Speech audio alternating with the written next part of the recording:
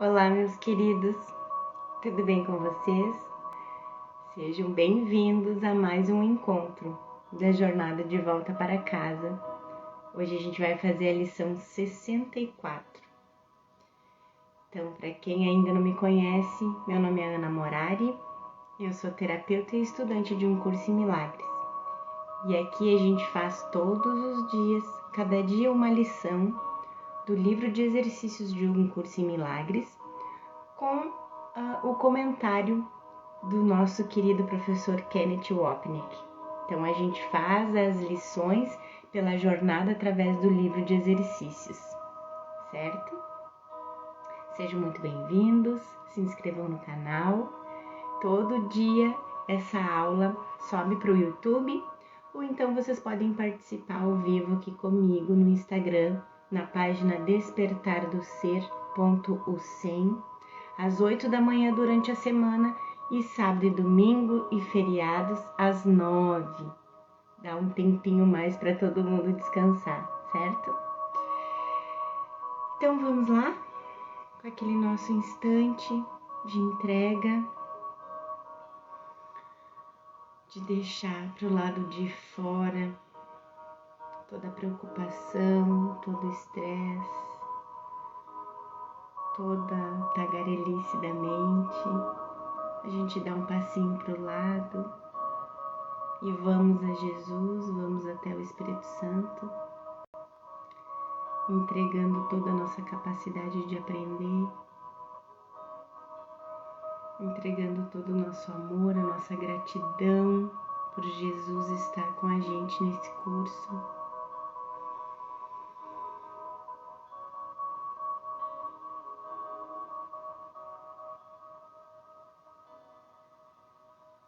Que a gente permita que Ele nos use como meio de comunicação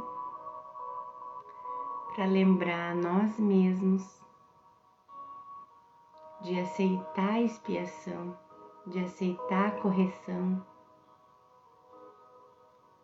de tudo que não faz parte da mente de Cristo, que é o que somos.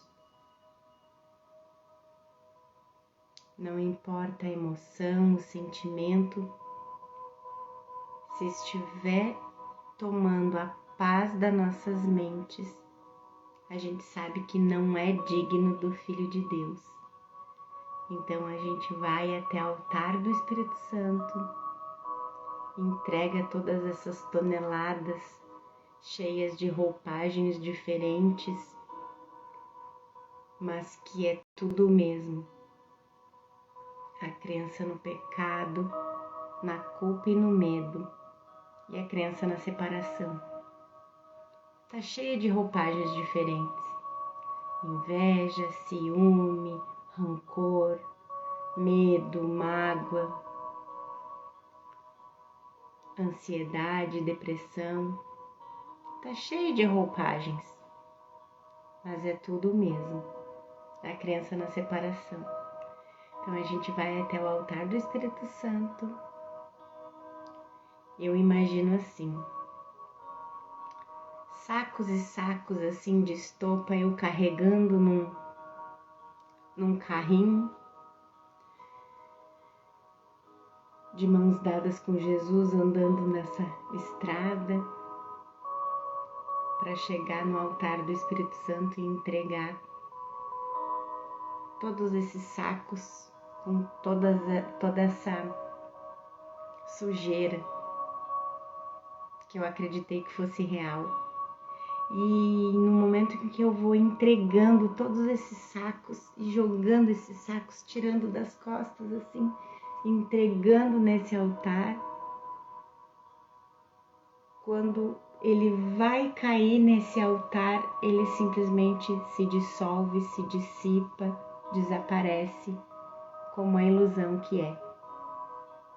Então é um exercício que me traz muita paz.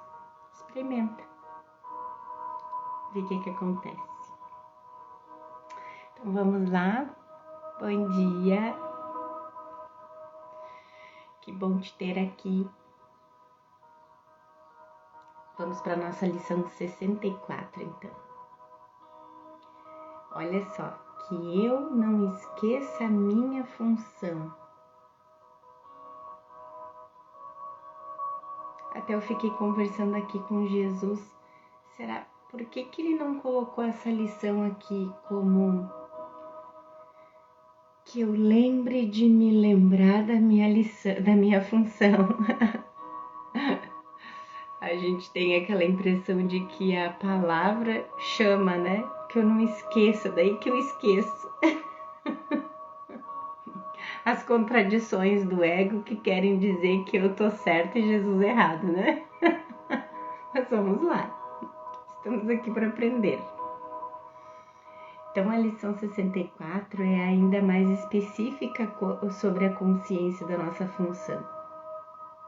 E o primeiro parágrafo da lição diz que a ideia de hoje é meramente uma outra maneira de dizer que eu não caia em tentação. O propósito do mundo que vês é o de obscurecer a tua função de perdoar e te prover uma justificativa para esquecê-lo.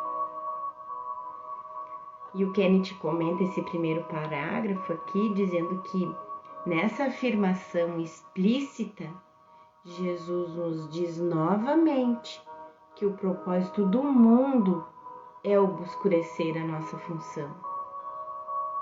Então, tudo que a gente experiencia, tudo que a gente faz, já está subentendido ali que eu vou fazer, ou vou pensar, ou vou agir no mundo de uma maneira que obscureça a função, a minha verdadeira função, que é perdoar todas as cenas. O ego fez o mundo para assegurar que reteríamos nossa individualidade e nunca nos lembraríamos de quem verdadeiramente somos. Ao mesmo tempo em que não aceitamos nenhuma responsabilidade pela separação de Deus. A gente não aceita, né, conscientemente, mas inconscientemente é aquela história da gente sentir culpa e no momento em que a culpa fica pesada demais, então eu projeto no irmão e projeto no mundo, para que eu veja a culpa lá fora e não dentro de mim, né? É por isso que o mundo das especificidades foi feito, para manter a separação real. Mas projetando a responsabilidade em outros, vendo o pecado neles e não em nós mesmos.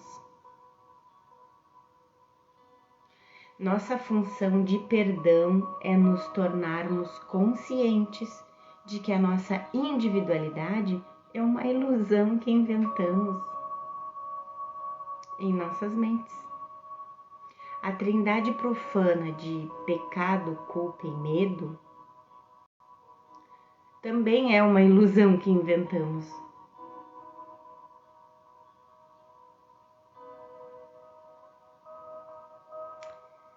Em nossas mentes, claro, como uma defesa contra não escolhermos nossa individualidade. E é isso o que queremos que seja desfeito. O propósito do mundo é proteger essa trindade profana, a qual, por seu lado, protege nossa existência individual. O mundo, portanto, foi feito como uma cortina de fumaça gigante que iria ocultar de nós a correção do Espírito Santo. Nossos pensamentos que não perdoam, firmemente depositados no mundo, protegem a projeção da culpa em nossas mentes, para que nunca reconheçamos sua fonte e escolhamos contra ela. Enquanto a gente estiver projetando a culpa lá fora,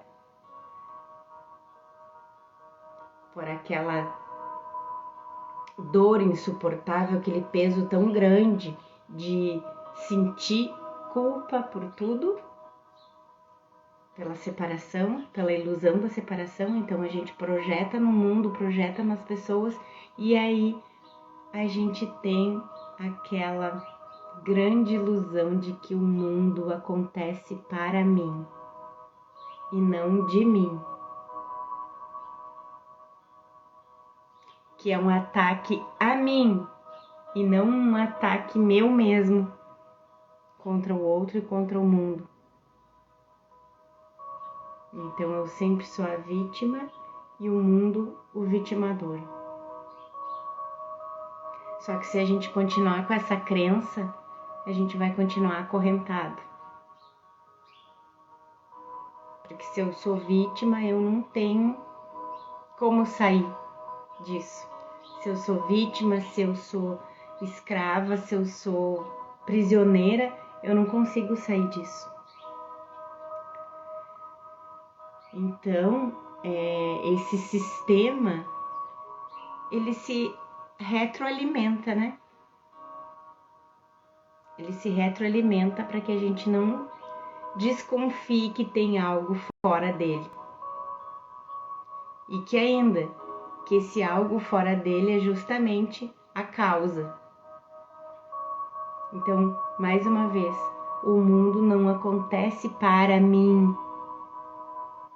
Os outros não atacam a mim, fazem contra mim. O mundo, as pessoas, as situações, as imagens, todas que a gente vê lá fora, são projeções da nossa mente separada. Porque todas essas imagens, em última instância, são projeções, são ilusões que inventamos. O ego está, aqui, o Kenneth continua, gente, o ego está continuamente tentando nos fazer ver nossa culpa em outro corpo, ao invés de em nossas mentes. Sim, porque esse sistema é pra gente simplesmente esquecer que somos mentes. A gente continua acreditando que é um corpo e que mente e pensamento é do cérebro. Que a mente tá aqui, presa dentro desse corpo. Essa é a nossa crença. Então, ele nos mantém bem longe de desconfiar que isso não é nada. E que a mente, o espírito, nem tá aqui. Não tá no tempo e espaço dentro do sonho. A mente tá fora. Lembra que a gente viu bastante isso? Sobre a mente estar fora do espaço-tempo. Perto do final do livro-texto, Jesus define a tentação como o desejo de vermos a nós mesmos como um corpo. É no capítulo 31, bem no finalzinho. Ser vigilante contra a tentação, lembrando-te de que não passa de um desejo insano e sem significado de fazer de ti mesmo uma coisa que não és. Uma coisa, um corpo, né? E pensa igualmente nessa coisa que serias em vez disso. É algo feito de loucura, dor e morte. Uma coisa de traição e negro desespero. De sonhos fracassados, sem nenhuma esperança remanescente, a não ser morrer e terminar o sonho do medo. É isso o que é a tentação. Nada mais do que isso. Quando vemos a nós mesmos como corpos, é inevitável que vejamos os outros como corpos também. Separados de mim, outra coisa diferente de mim, atacando-os pela origem do corpo. o pensamento de separação em nossas mentes, agora julgado em outros. Mais um parágrafo da lição. É o mundo, a tentação de abandonar a Deus e seu Filho, assumindo uma aparência física. É para isso que olham os olhos do corpo. E o Kenneth complementa aqui dizendo que nós inventamos o mundo como um filho, que então se fragmentou em bilhões de fragmentos. Nossos mundos pessoais, então, se tornaram enraizados em nossos corpos, tanto físico quanto psicológico. Além disso, o aparato sensório, aqui representado pelos olhos, reporta de volta ao cérebro que o mundo é real. Reporta de volta ao cérebro, não à mente, porque é o que a gente acredita que a gente é, que a nossa mente é o cérebro. Então, continua nos mantendo bem longe da verdadeira causa de tudo, que é a mente. Dessa forma, o corpo assegura que o sistema de pensamento do ego permaneça intocado e não curado. Mais uma parte da lição. Nada do que os olhos do corpo parecem ver pode ser coisa alguma além de uma forma de tentação, já que esse foi o propósito do corpo em si mesmo.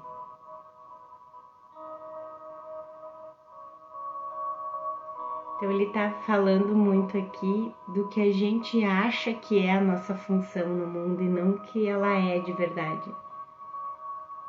Tudo aqui é ilusório, inclusive a nossa função, o nosso propósito de estar aqui. A tentação para repetir, agora o Kenneth comenta, é nos fazer acreditar que o sistema de pensamento do ego é real.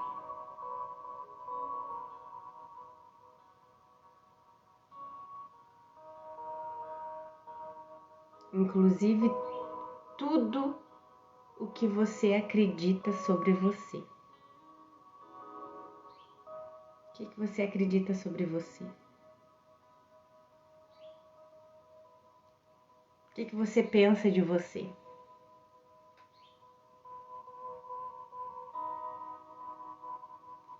É o que o ego fez você acreditar. E você escolheu acreditar. É como se a gente tivesse contratado o ego para fazer um roteiro pra gente, um script. A gente contratou. E ele fez e a gente aceitou. Mas é nossa responsabilidade do tomador de decisões.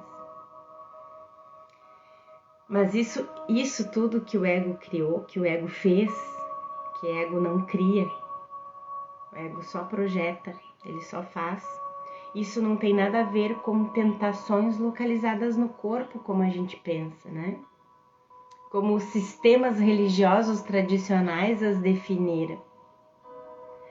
Tentação, em vez disso, representa um pensamento que diz: eu acredito que o ego está certo e o Espírito Santo está errado.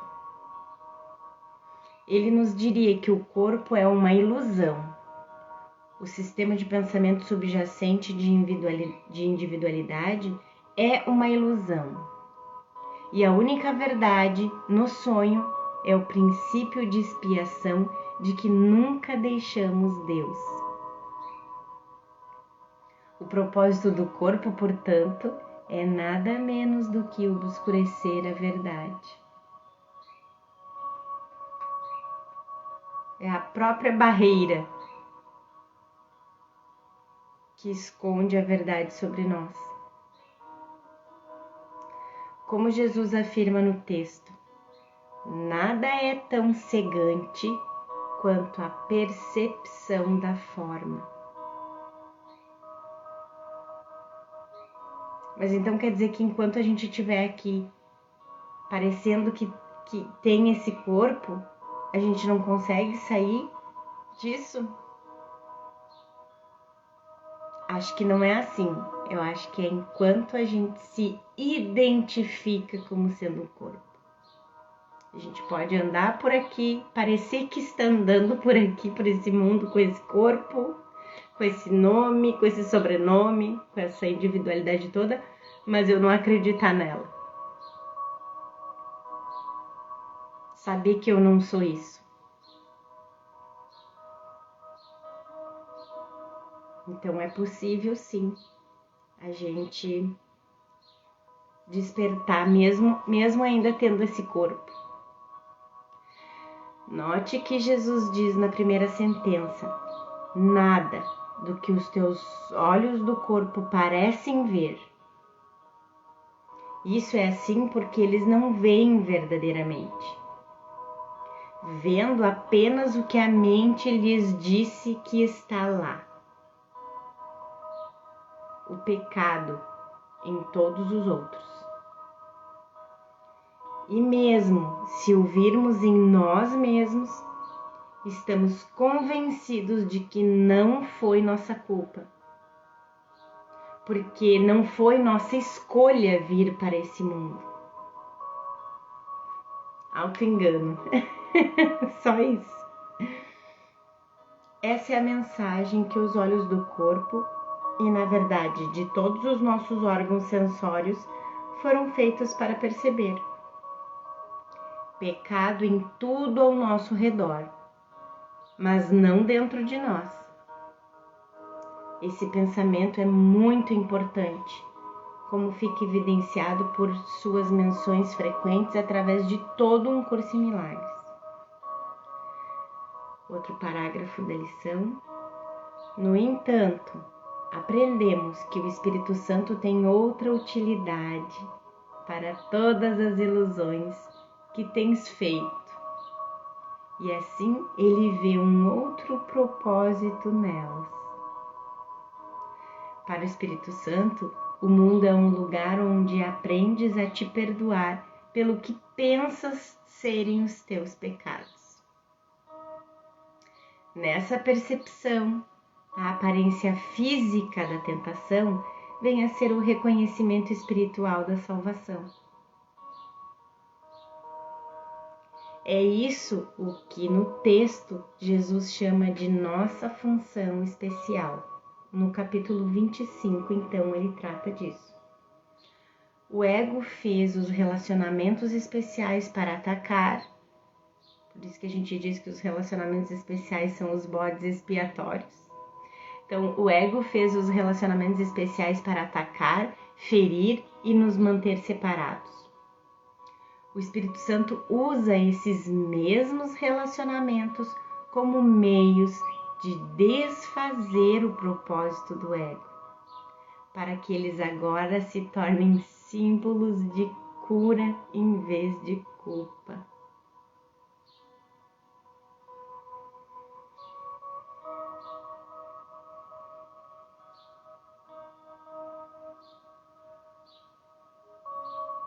É muita gratidão por esse curso, por esse Jesus.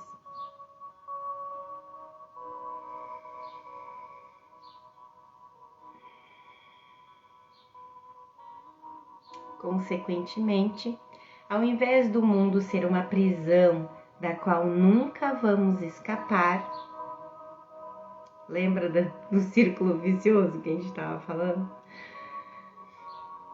Ao invés do mundo ser uma prisão da qual nunca vamos escapar, ele se torna uma sala de aula na qual aprendemos como escapar, percebendo que o que vemos fora da mente não é nada mais do que a projeção da decisão das nossas mentes. Então, percebendo que o que vemos fora de nós não é nada mais do que a projeção da decisão das nossas mentes. Fora de nós ou fora da mente é a mesma coisa, porque nós somos mente. Ensinando-nos aquele fato feliz sobre nossa função feliz O Espírito Santo nos capacita a retornarmos para nossas mentes, compreendendo finalmente que podemos fazer outra escolha.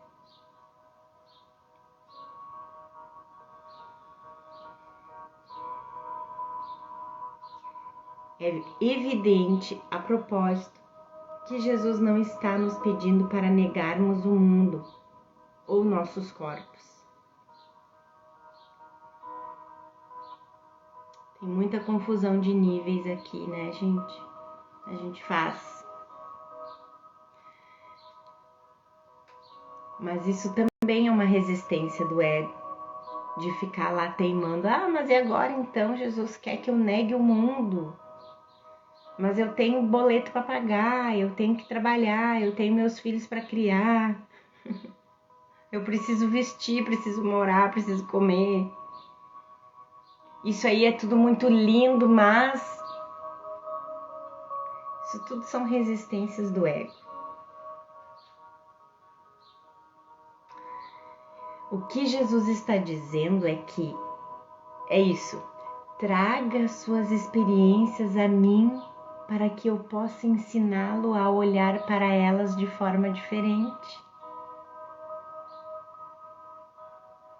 É isso que a gente faz quando a gente vai lá até Jesus, pega a mão dele, convida ele para ir com a gente até o altar do Espírito Santo e entregar todas as nossas experiências, todos os nossos medos, as nossas culpas, as nossas raivas, ódio, mágoa, inveja,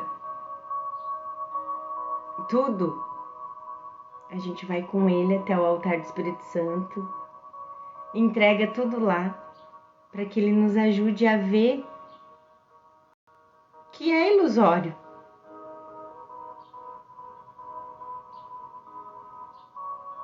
É isso que é levar essas experiências para Jesus, para ele nos ensinar a olhar de forma diferente.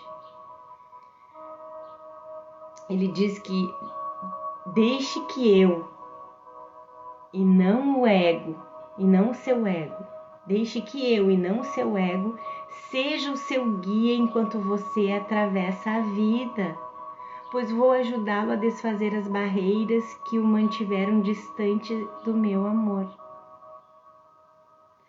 Essas barreiras nunca são qualquer coisa externa, tendo a ver apenas com qual professor escolhemos para nos instruir e com qual atitude prosseguimos em nossas vidas. É tudo na mente. Mais um parágrafo da lição, Jesus diz que, revisando as nossas últimas lições, a tua função aqui é a de ser a luz do mundo, uma função que te foi dada por Deus, criando-nos como uma extensão do seu amor e da luz. Deus assegurou que somos o mesmo amor e luz. Nossa função é simplesmente ser o que Deus criou. Por isso que muitas vezes a gente vê ao longo do texto, você não precisa fazer nada. Você já é o amor e luz que Deus criou. Nossa função é simplesmente ser o que Deus criou. Então o que precisa ser feito além disso? Na verdade, somente remover as barreiras, né, que nos impede de ver quem nós somos. Mais uma vez, a gente continua negando a nossa herança, negando a nossa identidade, negando a nossa fonte.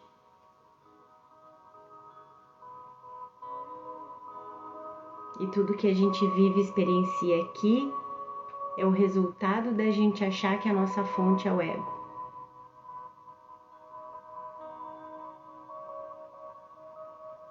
Porque como a gente ia se denigrir tanto, se menosprezar tanto, se contentar com tão pouco se a gente realmente acreditasse que a nossa fonte é Deus.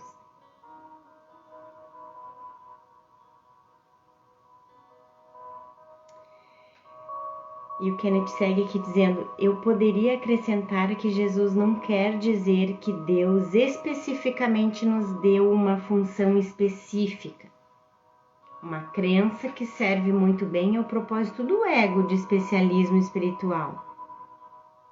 Isso é, Deus ou Jesus ou o Espírito Santo quer que eu escreva esse livro, ensine ou pregue um curso em milagres, viaje física ou mentalmente até um ponto em conflito do planeta para trazer a cura, ajude essa pessoa específica com seus problemas específicos, etc, etc, etc. O ego sempre dá um jeito de distorcer, né? Nossa função, em vez disso, é aprender a perdoar. E a gente volta sempre pro mesmo ponto, né? A gente fica viajando e volta sempre pro mesmo ponto. Por isso que eu digo que Jesus poderia ter colocado um curso em perdão, ao invés de um curso em milagres, mas é tudo a mesma coisa, né? Isso restaura a nossa consciência, nossa função de criar no céu. Ser a luz do mundo, portanto, reflete as duas funções. O perdão desfaz a escuridão, que é o que impede que a luz da nossa identidade brilhe através das nossas mentes, abençoando o mundo único do único Filho. É só o perdão. E o perdão no sentido de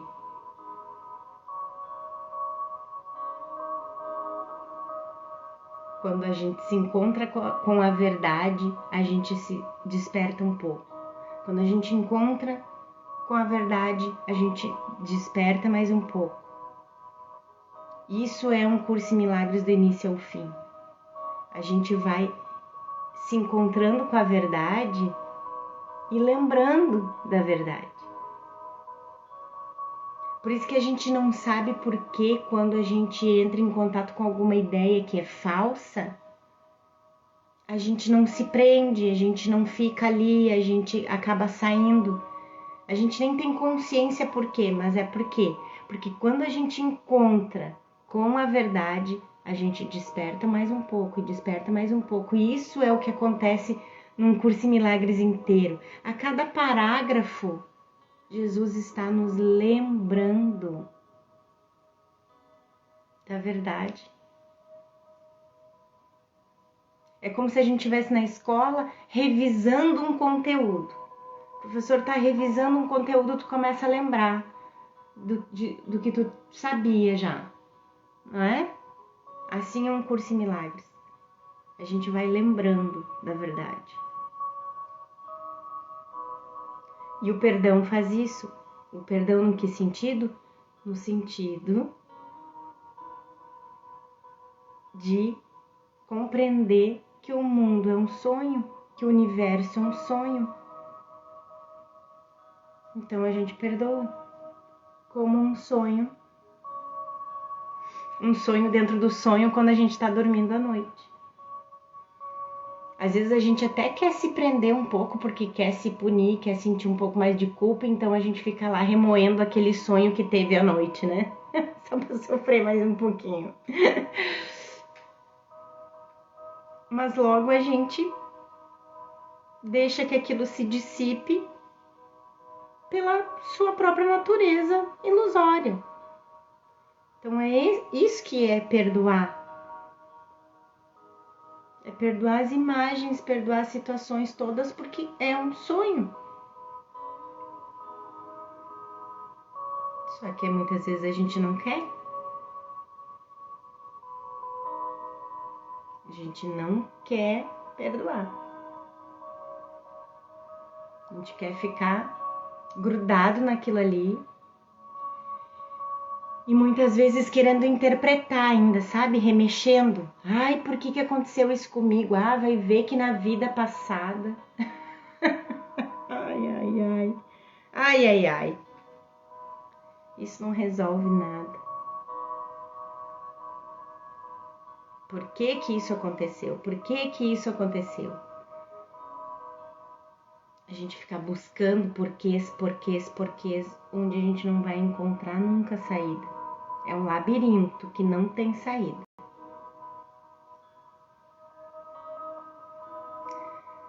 Mais um parágrafo da lição. Só a arrogância do ego te conduz a questionar isso. E só o medo do ego te induz a considerar-te indigno da tarefa que te foi designada pelo próprio Deus. Esse é um parágrafo da lição, é Jesus que está falando isso. A salvação do mundo aguarda o teu perdão, porque através dele o Filho de Deus escapa de todas as ilusões e assim de toda a tentação. Tu és o Filho de Deus. Te lembra? Toque, toque, toque, toque. Te lembra? Acorda. Lembra que a gente já falou disso também? Que a gente acha que achar que sou a luz do mundo é tudo o ego que distorce, né? O ego te diz que tu é arrogante em acreditar que tu é filho de Deus e não dele. Que a tua fonte é divina e, portanto, tua identidade também é divina, também é santa, porque Deus só cria como Ele mesmo.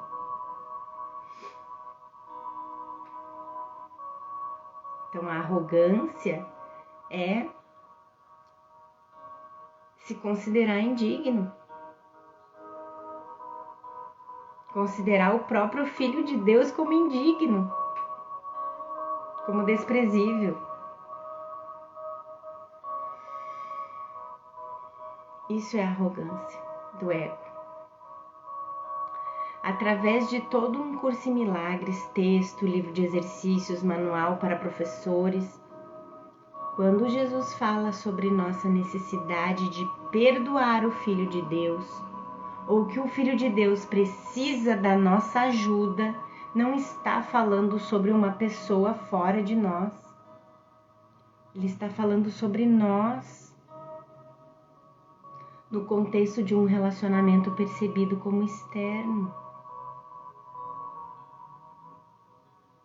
Mais uma vez, deveria ser compreendido que Jesus não está falando sobre uma função comportamental específica.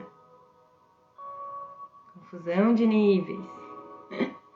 Mas sobre a função não específica do perdão, comum a todos. A nossa unidade não é apenas de escuridão, mas de luz. Não apenas de ódio, mas de perdão.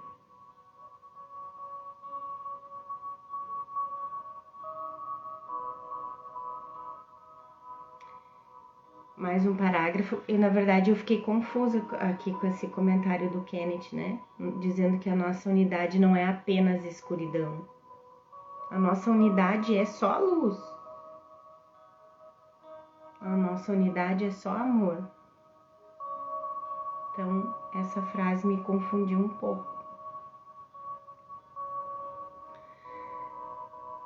E às vezes eu vejo uns errinhos assim no texto, sabe? De repente pode ter sido isso. Quem tá seguindo no material vai ver que de vez em quando tem umas coisas meio confusas. Deve ser a tradução.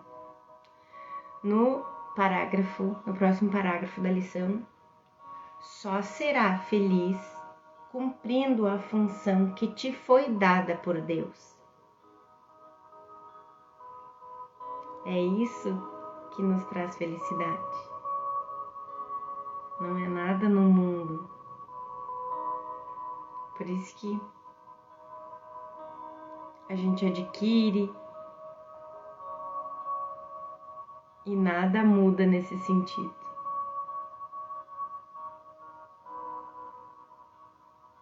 A não ser que você realmente já tenha se dado conta da sua verdadeira identidade.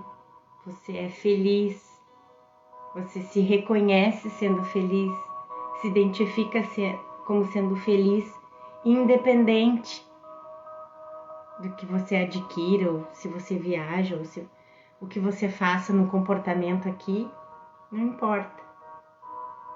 De todo jeito você é feliz. É o meio do caminho, como dizia Buda, né? É o meio do caminho, o caminho do meio.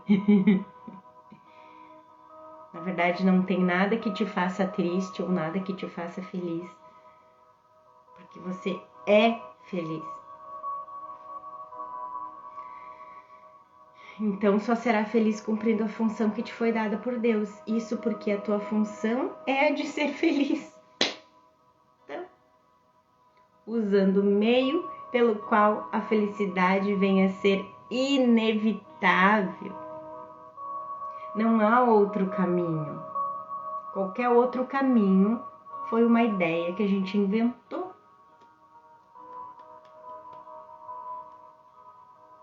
Portanto, toda vez que escolheres cumprir ou não a tua função, na realidade, estás escolhendo entre ser ou não ser feliz.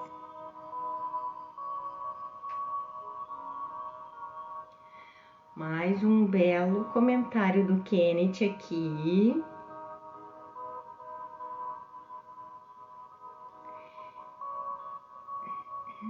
Isso ecoa a linha do capítulo 1 do texto. Todo prazer real vem de fazer a vontade de Deus. Jesus não é contra termos prazer no mundo, mas está simplesmente dizendo que qualquer prazer que tenhamos aqui não é nem sombra do prazer de nos unirmos a Ele em desfazer nossos pensamentos de separação e especialismo. Nisso repousa a nossa felicidade. A verdadeira felicidade e alegria não são encontradas em conseguir o que queremos aqui no mundo. E nem a paz verdadeira. Elas vêm quando liberamos as barreiras a elas, que são os pensamentos de pecado, culpa, medo, ataque, dor, sacrifício e morte. É só liberar as barreiras. Essas são as barreiras. A crença no pecado, na culpa, no medo, no ataque, na dor e na morte. Portanto, cumprir nossa função, nos unirmos ao Espírito Santo para olhar para o sistema de pensamento do ego de forma diferente, é o que nos faz felizes. Nosso estado natural é felicidade, mas isso, novamente, não tem nada a ver com o corpo ou a satisfação das suas necessidades físicas ou psicológicas. Não é. E cada um escolhe um caminho para chegar a essa mesma conclusão, mas a gente vê cada vez mais pessoas que conquistaram tudo no mundo e continuaram com aquele vazio existencial. Por quê? Porque não é aí que mora a paz verdadeira e a felicidade verdadeira. Custa um pouco pra gente se convencer disso. Custa.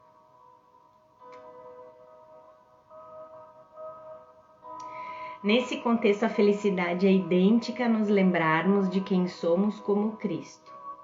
Uma vez que a felicidade é definida dessa forma, sempre que estivermos separados da nossa identidade, estaremos infelizes. Separados da nossa identidade e identificados com qualquer outra coisa que não seja a nossa identidade verdadeira. Puxa vida. Então, inevitavelmente, buscamos a felicidade nas áreas especiais das nossas vidas e nunca vamos realmente encontrá-la. Qualquer felicidade que recebamos será migalhas que desaparecem quase tão rapidamente conforme as apreciamos. No entanto, a felicidade que Jesus descreve dura, porque ela só tem a ver com o pensamento de amor que transcende tempo e espaço inteiramente. Um ponto adicional, já sugerido acima, essa lição explica que se o perdão é o meio através do qual atingimos o fim de felicidade, se escolhermos não perdoar, estaremos realmente escolhendo não ser felizes. Compreender a conexão causal entre a prática do perdão e nossa felicidade é o que Jesus espera que vá nos prover a motivação para aprendermos e vivenciarmos seu curso. Mais um parágrafo da lição. Lembremos-nos disso hoje. Lembremos-nos disso pela manhã e de novo à noite, assim como ao longo do dia. Prepara-te com antecedência para todas as decisões que tomarás hoje. Lembrando-te de que realmente são todas muito simples. Cada uma conduzirá à felicidade ou à infelicidade. Pode uma decisão tão simples realmente ser tão difícil? Não deixes que a forma da decisão te engane. Em outras palavras,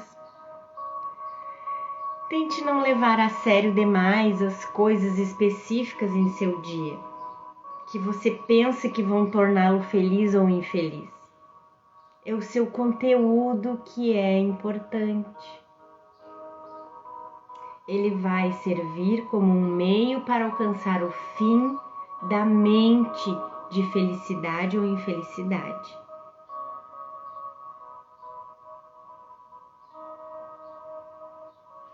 De novo, é o seu conteúdo que é importante. Ele vai servir como um meio para alcançar o fim da mente de felicidade ou infelicidade? A simplicidade dessa decisão ecoa o que mencionamos logo acima sobre a simplicidade da salvação. É por isso que não existe ordem de dificuldade em milagres, nem hierarquia de ilusões. E o motivo pelo qual acreditamos em tudo nesse curso ou em nenhuma parte dele. Na verdade, podemos dizer que o nosso dia inteiro deveria ser dedicado a aprender a simplicidade do conteúdo do Espírito Santo.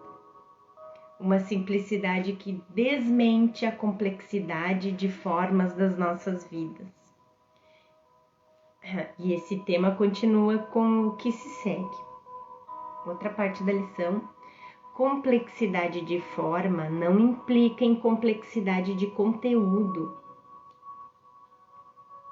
É impossível que qualquer decisão na Terra possa ter um conteúdo diferente dessa escolha única e simples. Essa é a única escolha que o Espírito Santo vê. O perdão, né, gente? Portanto, é a única escolha que existe. Essas linhas são extremamente importantes como uma forma de contrabalançar os equívocos nos quais a maioria dos estudantes caem. E são uma reminiscência dessas afirmações já citadas no texto. A complexidade é do ego e não é nada mais do que a tentativa do ego de obscurecer o óbvio. A complexidade não é de Deus. Como poderia ser quando tudo que ele conhece é uno? Ele conhece uma criação, uma realidade, uma verdade e apenas um filho. Nada entra em conflito com a unicidade. Como poderia então haver complexidade nele? Como poderia haver complexidade em Deus? Se tudo que vem de Deus é uno. A questão, portanto, é não perguntar ao Espírito Santo o que você deveria fazer. Devo ir ao lugar A ou B? Estar com a pessoa A ou B? Comer a comida A ou B? Devo fazer isso ou aquilo? Ou ainda outra coisa? Ele vê apenas uma simples escolha. Deus ou o ego?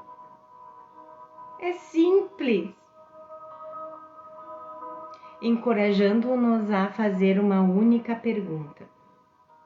Eu acredito que o princípio da expiação é verdadeiro ou a separação é? Uma vez que essa é a única escolha que o Espírito Santo vê, deveria ser a única escolha para a qual pedimos sua ajuda.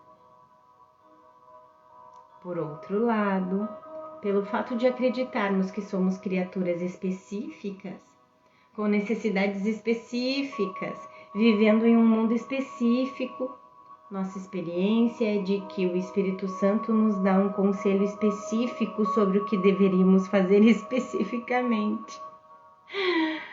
Quanta confusão que a gente faz, meu Deus! Lições posteriores realmente até dizem isso, como devemos ver. No entanto, Jesus nos diz que essa é apenas nossa experiência. A realidade é que o Espírito Santo vê apenas uma escolha possível, verdade ou ilusão. O que é, claro, não é uma escolha real. Por isso que a gente até já falou outro dia que em última instância mesmo, nós só temos uma escolha, que é a única, que é real. A outra é ilusória, então deveríamos ter duas escolhas? É que isso serve só como didático, né? Para Jesus nos ensinar. Mas na verdade, verdadeiramente, em última instância, só temos uma escolha. Só uma escolha real. Ao atravessarmos nosso dia, confrontados pelos muitos tipos de decisões que temos que tomar, aparentemente importantes e sem importância, a única questão que precisamos atender é qual professor vamos escolher. Se nossa escolha for o Espírito Santo, vamos automaticamente saber a coisa mais amorosa a se fazer em qualquer circunstância. No entanto, quando nos fixamos em pedir conselho específico ao Espírito Santo, vamos ouvir conselhos específicos. Isso significa que teremos esquecido nossa lição. E, portanto, vamos pedir sua ajuda a cada vez que formos confrontados com um problema ou um plano que precisa ser executado. Como Jesus nos diz perto do fim do manual, viver dessa forma não é prático. E é com a prática que esse curso está mais preocupado. Jesus nos pede para sermos conscientes da sua presença com tanta frequência quanto possível, não apenas perguntando a Ele especificamente o que fazer quando nos sentirmos tentados a ter pensamentos egóicos, ansiedade, preocupações e até mais direto ao ponto, quando pensamos que existe uma escolha significativa a ser feita aqui. Se tivermos essas ilusões, já teremos escolhido por conta própria e estaremos errados. O mundo não oferece escolha significativa, pois significado só pode ser encontrado em nossas mentes. na decisão, no tomador de decisões que escolhe entre o ego e o Espírito Santo. Portanto, somos lenta, gradual e gentilmente levados a pensar em Jesus com tanta frequência quanto pudermos através do dia. Isso significa sermos vigilantes em nossos pensamentos sobre com que frequência não estamos pensando nele. Com que frequência não queremos pensar nele e com que frequência queremos fazer as coisas por conta própria sem pedir ajuda.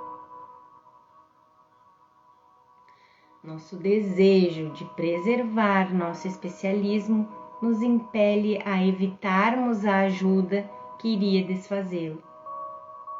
Mas em nossas mentes certas, perdoamos a nós mesmos por esquecermos o que realmente queremos. Esse lembrete gentil e misericordioso sobre a única escolha que precisamos fazer é o fluxo fluindo através dessa discussão.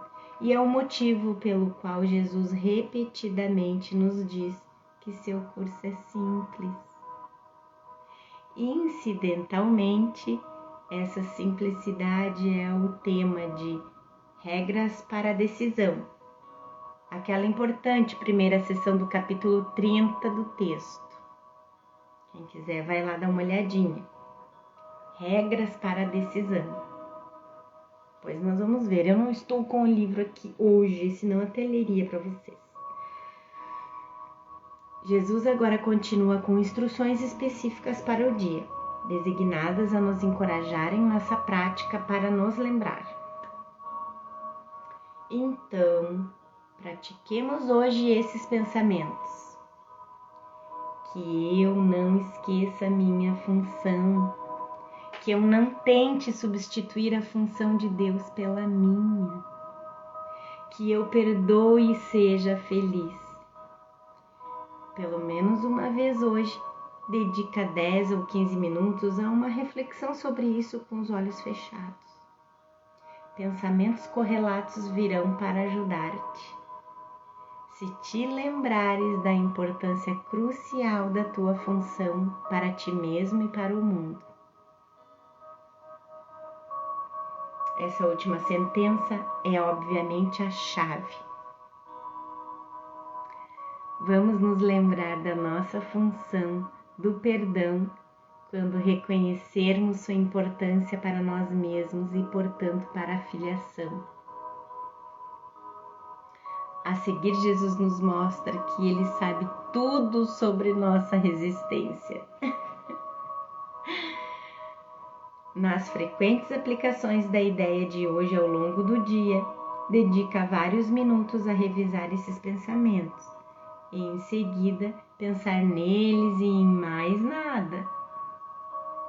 Será difícil, particularmente no começo, pois não estás treinado na disciplina mental que isso requer. Talvez precises repetir que eu não esqueça minha função com frequência, para te ajudar a concentrar-te. Estudantes precisam ser cuidadosos para não superestimarem seu avanço no currículo, sentindo-se tentados a acreditar que essas lições são simplórias e abaixo do seu alto estado espiritual. Essas lições ainda iniciais são úteis para instilar tal humildade em nós, a companheira de viagem que assegura o alcance da nossa meta. O parágrafo final e conjuntos de instruções retornam aos exercícios de olhos fechados, olhos abertos, lembrando-nos da falta da verdadeira diferenciação entre o mundo externo dos corpos que percebemos e o mundo interno dos nossos pensamentos. Então, Jesus finaliza a lição dizendo que são requeridos duas formas de períodos de prática mais curtos. Algumas vezes, faz os exercícios com olhos fechados, tentando concentrar-te nos pensamentos que estás usando. Nas outras vezes, mantém teus olhos abertos depois de revisar os pensamentos e em seguida olha vagarosamente e indiscriminadamente ao teu redor, dizendo para ti mesmo: esse é o mundo que eu tenho por função salvar. Não reconhecer diferenças entre os exercícios com os olhos abertos ou fechados reflete nosso reconhecimento de que o mundo que é nossa função salvar está na mente. Não temos que salvar o mundo físico das formas. Não é esse mundo que temos que salvar, é o mundo da nossa mente. É por isso, e às vezes a gente não entende, acha que não tem fundamento as orientações de Jesus. Mas Jesus sabe, ele sabe de todo o mecanismo do ego, de nos ludibriar, de nos enganar. E por que a gente precisa ver a diferença fazendo a lição de olhos fechados ou de olhos abertos? Não é por nada, não é por acaso. Confiem em Jesus, confiem no Espírito Santo. Bom treino para vocês, bom sábado, aproveitem o dia para fazer bastante lição de perdão e a gente se vê amanhã. Beijo, tchau!